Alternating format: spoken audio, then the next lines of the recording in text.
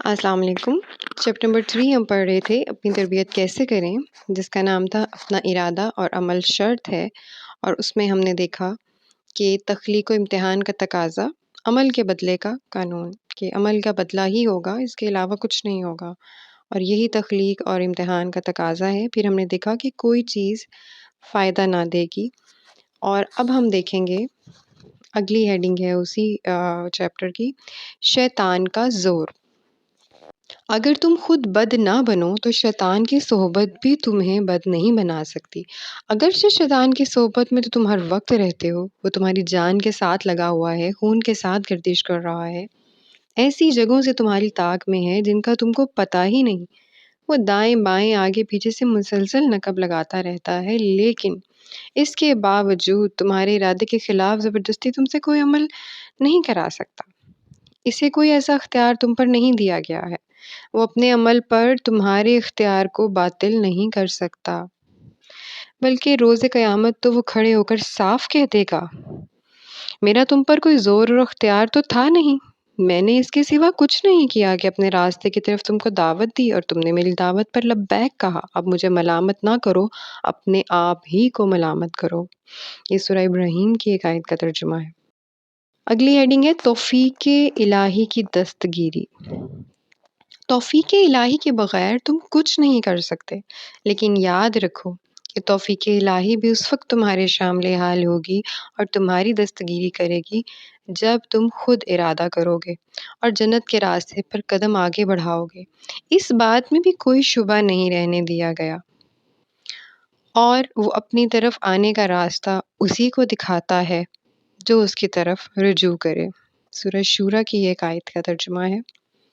اور پھر اللہ تعالیٰ فرماتے ہیں سورہ فرقان میں، جو شخص توبہ کر کے نیک عمل اختیار کرتا ہے تو وہ اللہ کی طرف پلٹ آتا ہے جیسا کہ پلٹنے کا حق ہے۔ پھر سورہ طٰہٰ کی ایک آیت ہے، البتہ جو توبہ کرے اور ایمان لائے اور نیک عمل کرے پھر سیدھا چلتا رہے، اس کے لیے میں بہت درگزر کرنے والا ہوں۔ پھر سورہ بقرہ کی ایک آیت ہے، تم مجھے یاد رکھو، میں تمہیں یاد رکھوں گا، فاذکرونی اذکرکم۔ پھر سورہ بقرہ کی ہی ایک اور آیت ہے، میرے ساتھ تمہارا جو عہد تھا اسے تم پورا کرو تو میرا جو عہد تمہارے ساتھ تھا اسے میں پورا کروں گا۔ اسی طرح سورہ ابراہیم کی ایک اور آیت ہے، اگر شکر گزار بنو گے تو میں تم کو اور زیادہ نوازوں گا۔ گویا تم ارادہ اور عمل کرو گے تو ساری بشارتیں اور وعدے اس کے ساتھ مشروط ہیں۔ نبی کریم صلی اللہ علیہ وآلہ وسلم فرماتے ہیں کہ بندہ فرائض ادا کرتا ہے اور یہ سب سے بڑھ کر اللہ کو محبوب ہے، پھر وہ دوڑ دوڑ کر وہ کام بھی کرتا ہے جو اللہ نے فرض نہیں کیے مگر اسے محبوب ہیں۔ جب بندہ یہ روش اختیار کرتا ہے تو اس کی نگاہ، سماعت، ہاتھ، پاؤں سب اللہ کی مرضی کے مطابق کام کرتے ہیں، لیکن فرائض و نوافل کی ادائیگی تو بہرحال بندے کا کام ہے۔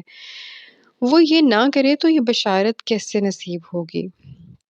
ایک اور حدیث میں فرماتے ہیں کہ جو اللہ کی طرف ایک بالش آگے بڑھتا ہے، اللہ اس کی طرف ایک ہاتھ آگے بڑھتے ہیں، یہاں تک کہ جو چلتا ہوا آتا ہے اللہ اس کی طرف دوڑتے ہوئے آتے ہیں۔ تربیت اور جنت کی طرف رہنمائی کے لیے یہ بے پایاں رحمت دیکھو، لیکن یہ رحمت بھی اسی کے لیے ہے جو اپنے ارادے اور کوشش سے ایک بالش تو بڑھے، ایک قدم تو اٹھائے، جو کھڑا ہی رہے، لاپرواہ اور بے نیاز رہے، ہاتھ پر ہاتھ دھرے رکھے، وہ اس بے پایاں رحمت سے کیا پائے گا؟ شرط تو بندہ کی طرف سے ارادہ اور کوشش کی ہے، باقی تو انتہائی فیاضی کے ساتھ میزبانی اور دستگیری کا ہر سامان موجود ہے۔ اس کے بعد اگلی ہیڈنگ ہے ہمارے پاس، صرف ارادہ اور سعی ہی مطلوب ہے۔ جہاں اس غلط فہمی کی جڑ کاٹ دینا چاہیے کہ تمہارے ارادے اور عمل کے بغیر بھی تمہاری تربیت کا کوئی راستہ ہو سکتا ہے، وہاں یہ بات بھی اچھی طرح سمجھ لینا چاہیے کہ اللہ تعالیٰ کو نہ عمل میں کمال مطلوب ہے، نہ عمل کی تکمیل مطلوب ہے، نہ عمل میں کامیابی مطلوب ہے، اس لیے کہ ان میں سے کوئی چیز بھی تمہارے اختیار میں نہیں ہے، بلکہ صرف عمل کے لیے اپنی مقدور بھر کوشش اور سعی مطلوب ہے جو تمہارے اختیار میں ہے۔ ساری کامیابی، قدردانی اور اجر و انعام صرف اسی سعی پر عطا کرنے کا وعدہ ہے۔ جو آخرت کا خواہش مند ہو اور اس کے لیے صحیح کرے جیسا کہ اس کے لیے صحیح کرنی چاہیے، اور ہو وہ مومن، تو ایسے ہر شخص کی کوشش کو پوری قدردانی سے نوازا جائے گا۔ یہ سورہ بنی اسرائیل کی ایک آیت کا ترجمہ ہے۔ یہ آیت جو قرآن و سنت کی بے شمار تعلیمات پر مشتمل ہے، تربیت کے لیے عمل اور کوشش کے راستے کی بہت سارے فتنوں کی جڑ کاٹ دیتی ہے۔ کبھی تم کو یہ پریشانی لاحق ہو جاتی ہے کہ میرا عمل معیار مطلوب سے بہت نیچے ہے، اس میں بہت نقائص اور کمزوریاں ہیں، یہ بھلا کیسے قبول ہوگا؟ کبھی تم کو یہ فکر ہوتی ہے کہ عمل تو ہے لیکن کیفیات نہیں، نماز میں خشوع نہیں، دل میں رقت نہیں، آنکھوں میں نمی نہیں۔ کبھی تشویش ہوتی ہے کہ عمل تو ہے لیکن مطلوبہ نتائج نظر نہیں آتے، نماز پڑھتے ہیں لیکن فحشاء و منکر نہیں چھوٹتے، روزہ رکھتے ہیں مگر تقویٰ حاصل نہیں ہوتا۔ کبھی یہ مایوسی لگ جاتی ہے کہ کامیابی حاصل نہیں ہوتی، دعوت دیتے ہیں، کوشش کر رہے ہیں، قربانیاں دے رہے ہیں، مگر لوگ مانتے نہیں، دین غالب نہیں ہوتا، اسلامی ریاست قائم نہیں ہوتی، پھر ارادوں کا ضعف، تربیت کی ساری کوشش کے باوجود بے قابو نفس، بار بار مایوسی ہوتی ہے، بار بار مایوسی ہوتی ہے۔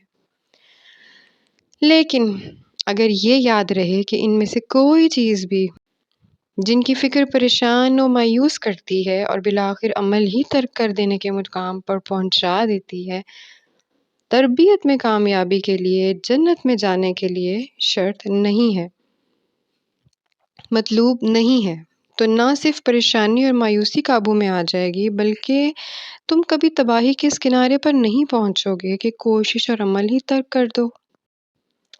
ٹھیک ہے، اس پارٹ میں ہم اتنا ہی دیکھیں گے۔ ہم اس لیے تھوڑا تھوڑا دیکھتے ہیں تاکہ ایٹ اے ٹائم جتنا ایزیلی ابزارب ہو سکے اسی کو جو ہے وہ دیکھا جائے۔